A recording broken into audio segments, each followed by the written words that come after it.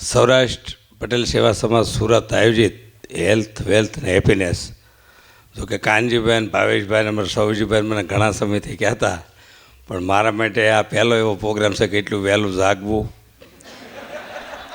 ઊભા ઊભા બોલવું, કારણ કે ઊભા ઊભા યોજના બતાડે કાંઈ ડાયરો ન કરીએ કાંઈ, એટલે અત્યારે સુધી મીઠાઈ પીરાય કે હું દાળ ભાતની જગ્યાએ આવ્યો છું, પણ હું જે અહીંથી બોલું ને એ ડિલેટ કરવાનું. જે બેન બોલ્યા, કાનજીભાઈ બોલ્યા, જીવનમાં ઉતારવું છે. હાસ્ય શું છે કે તમે દાંત કાઢો એટલે નેગેટિવ વિચાર ન આવે. જ્યાં દાંત કોઈ દી તમને દાંત કાઢતા કાઢ્યું હાલ 2 લાખ રૂપિયા ફલાણા ભાઈ દેવાના છે. એટલે હું જે અહીંથી બોલું એ દાંત કરીને ડિલેટ કરવાનું. અને 2.5 કરોડની આપણી પટેલ સંબંધની વસ્તી, એમાં હવે મારા બાપા સ્ટેજ ઉપર આવ્યા, 75 વર્ષ એણે આ ક્ષેત્રમાં કાઢ્યા, 25 વર્ષથી હું ઉજાગરા કરું છું. નગર પટેલના છોકરાને કલાકાર થવું એટલે સ્વામિનારાયણ મંદિરમાં મેલડીમાં ગોખલું મૂકવા જેવું છે. પણ આ હેલ્થ વેલ્થ ને હેપીનેસ ઇંગ્લિશ શબ્દ છે, પણ એમ કાર્યક્રમમાં બેન ઘણીવાર કહેવી કે તન તંદુરસ્ત હોય તન તો તમારે ડૉક્ટર પાસે જવું જોઈએ, મન તંદુરસ્ત તો મંદિરના સત્સંગનો લાભ લેવો જોઈએ, અને ધન તંદુરસ્ત રાખો તો શિક્ષણ પાછળ વાપરવું જોઈએ. મને એમ લાગે છે કે સુરતમાં તન મન અને ધન ત્રણેયમાં જો ક્રાંતિ થઈ ને તો સુરતમાં થઈ છે. અને સુરત જેટલું હળદળ કોઈ સિટી નથી. હરખું બેહતા આવડે ને તો 5,000 રૂપિયા કોઈ ગુસીને આપે, એટલું દાંતર કોઈ છે જ નહીં. અને કેટલી સેવાભાવી સંસ્થાઓ ભારત લેવલે એક સિટીમાં એટલી સેવાભાવી સંસ્થાઓ ક્યાંય છે જ નહીં. હજી ગટર ઉભરાઈને કે ફ્રૂટ પેકેટ બનાવવા માંડે, હજી પાણી તો આવવા દો કીધું.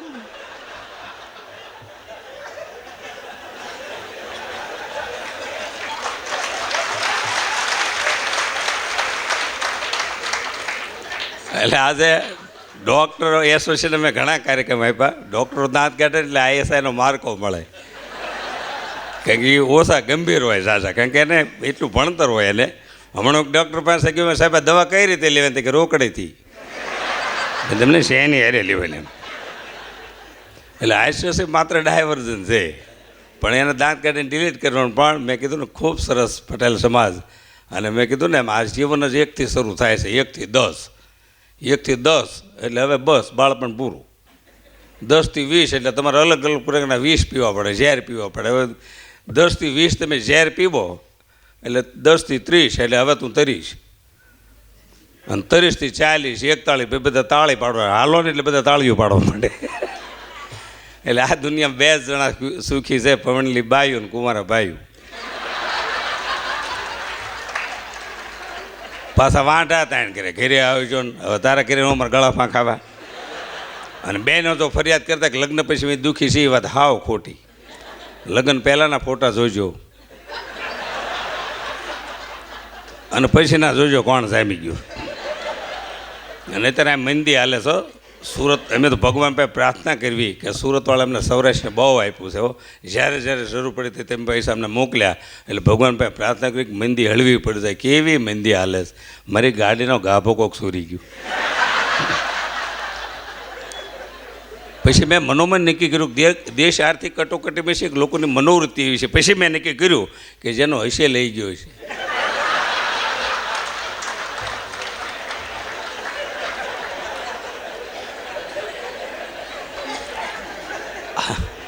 આમાં મૂળ ગુજરાતમાં 500 જોક છે, કેટલા 500 ને અમે 1000 કલાકાર છીએ, પણ ઉગે એનું કોઈ ન ઉગે. અને આ મંદીમાં બિચારા અત્યારે સુરતવાળા આ વખતે તો મંદીમાં બધા સૌરાષ્ટ્ર અમને લાભ આપ્યો. લોનાવાલા કોઈ ફરવા નથી ગયા કોઈ, કારણ કે મંદી જેટલી હતી ને કોરોના પછી બધાને ગામડાની કિંમત થઈ છે. પણ છતાંય 4-5 જણા આ મંદીમાં સુરતવાળા બિચારા લોનાવાલા ફરવા ગયા. ત્યાં એવો પોઈન્ટ છે, તમે બોલો એના પડઘા પડે.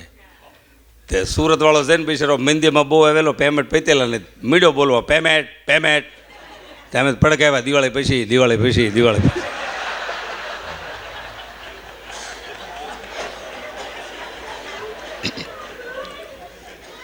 એટલે તમે ખાવ એને પ્રવૃત્તિ કહેવાય. કોઈ 5 કિલોની વિકૃતિ હોય પણ ખાતા ખાતા અડધું આપો એને સંસ્કૃતિ કહેવાય. સંસ્કૃતિ જળવાનું તો આપણે ગુજરાતમાં એમાં મજા છે. વિદેશવાળા વિચાર કરે છે કે ભારતમાં ભગવાન હોય, નકર આમ હાલે. 2.5 કરોડ માણસો તો ટ્રેનમાં જ આંટા માર્યા કરે છે, જેટલું ઉતરે એટલું ચડી જાય છે. 2.5 કરોડ નકરી મિટિંગો જ કર્યા કરે છે, 2.5 કરોડ નકરા આંદોલન જ કર્યા કરે છે, 25 કરોડ નકરા સેલ્ફી જ પાડે છે. એટલું પબ્લિક રખડે તો આ દેશ હાલે છે.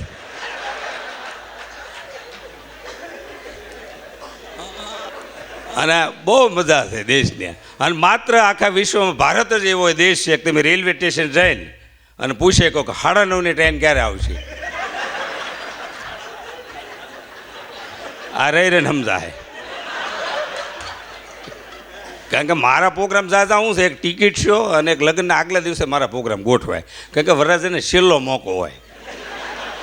કારણ કે જાહેરમાં લગભગ મને બહુ ઓછો તમે સાંભળતા હશો, જાહેરમાં પબ્લિક બહુ હોય, માણસો ન હોય. મને હમણાં એક ભાઈનો સુરતથી ફોન આવ્યો, મને કે સુખદીપભાઈ આપણે પ્રોગ્રામ કરવો છે સુરતમાં, માણસો થાય. મેં સુરતમાં પાઇપલાઇન ફૂટી હોય ને તો 500 જણા થાય, એ ક્યારે હાથવાના છે.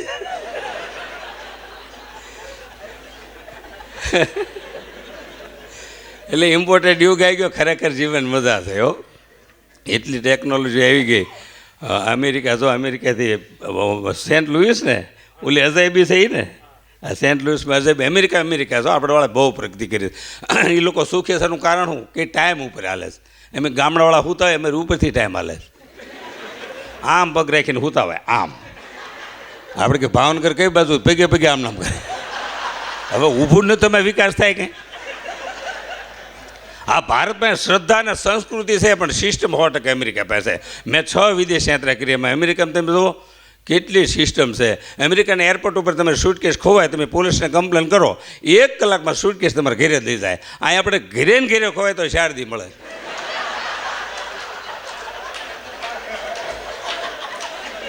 ત્રણ દિવસ બાદ ન જાય, તેમી મૂકી પણ હવે ચડી ગઈ છે.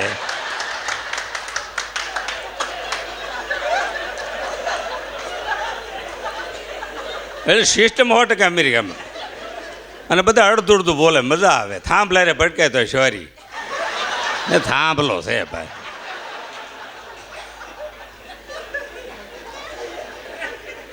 અડધું બધા બોલે, અડધું કોકા-કોલા ને કોક કે કોકા-કોલા ને કોક. બરોબર 12 વાગે મેં કહ્યું સુખદેવભાઈ જમી લઈશું? મેં જમી લઈએ. મેં કહે કોક સાથે ફાવશે? મેં આપણું રાંધેલું કોક હું કામ ખાવું છું?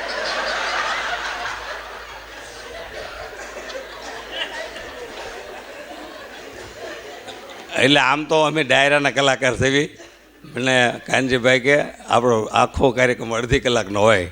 કારણ કે અમે કલાકારો હમણાં કોરોના ભગવાનભાઈ માંગણી કરી કે કોરોના ન આવે. કોરોનામાં ઝાઝામાં ઝાઝી તકલીફ પડે ને તો કલાકાર ને કથાકાર. હું રાતે જાગીને લોકડાઉનમાં બોલતો ભાઈઓ તથા બહેનો, એ કે હોઈ જાવ ઘરે સવો. કારણ કે ફાળાના પ્રોગ્રામ બહુ કરેલા. અને હમણાં મને સાયલ આપીને એવી 1000 સાયલ મારી પાસે પડી છે ને 500-600 મોમેન્ટા પીડ્યા છે. પણ લોકડાઉનમાં 3 મહિના ઘેરી રહ્યો ને, મેં કીધું એક જ સાયલ તો ઓઢું. તે મને આપેલી સાયલ મેં ઓઢી, પણ પછી ખબર પડી લોકો કેટલી ટૂંકી સાયલું આપી. પગે ઓઢવી કે મોઢે ટૂંકી પડે, મોઢે એડવી કે પગે ટૂંકી પડે. હવે બધાને કેવી સાયલું મોમેન્ટા ન આપતા, 2 ડબ્બા તેલના,